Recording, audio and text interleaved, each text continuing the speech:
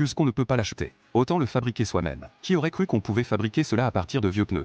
Lorsque le maître artisan a sorti un pneu géant et s'est emparé de ses outils pour s'y plonger rapidement, ce n'était pas pour réparer un pneu, mais parce que cet atelier de Peshawar s'apprêtait à fabriquer un objet à partir de pneus. Comme les produits finis sont solides et résistants, et offrent un excellent rapport qualité-prix, ils sont très appréciés des habitants de la région. Cet atelier fait d'ailleurs des affaires en or. À Peshawar, le mot « déchet » n'existe pas. Les pneus usagés ont une immense valeur à leurs yeux. Avant de commencer la fabrication, l'artisan découpe d'abord la jante du pneu et déplie la bande de roulement centrale pour former une immense feuille de caoutchouc. Il repère ensuite les limites entre chaque couche de caoutchouc et les sépare comme on découpe du tofu. Le nombre de couches de matériaux utilisables ne dépend pas de la finesse des outils, mais repose entièrement sur le savoir-faire de l'artisan. Alors que le monde entier cherche des solutions pour traiter la pollution noire causée par les pneus usagés, ceux-ci constituent pour eux une source de matériaux essentiels. Chez eux, plus de 40% des pneus hors d'usage sont ainsi transformés en trésors. Grâce à son savoir-faire, l'artisan prélève le matériau avec précision, tout en évitant que des dizaines de milliers de pneus ne soient incinérés, réduisant ainsi considérablement la pollution. Extraire parfaitement la feuille de caoutchouc n'est que la première étape. Il faut ensuite la découper en bandes de caoutchouc et de les façonner. À ce stade,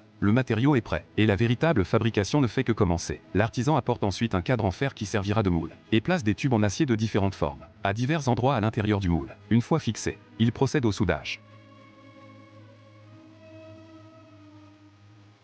Une fois toutes les soudures terminées et l'ensemble fixé, une structure de cadre de lit prend forme sous nos yeux, après ponçage et polissage pour faciliter l'application de la peinture, ce qui améliore l'esthétique et assure une protection contre la rouille.